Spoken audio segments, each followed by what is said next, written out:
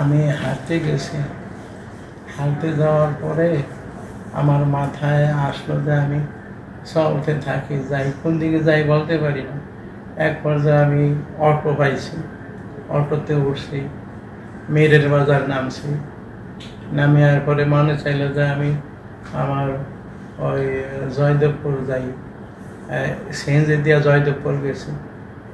এরপরে আমার মাথায় আসলো যে আমি এখন এই ইয়াতে বাসে উঠি, বাসে উঠা তারপরে কোন জায়গায় জানি শ্যামলি না জানি কোন জায়গায় নামাইছে।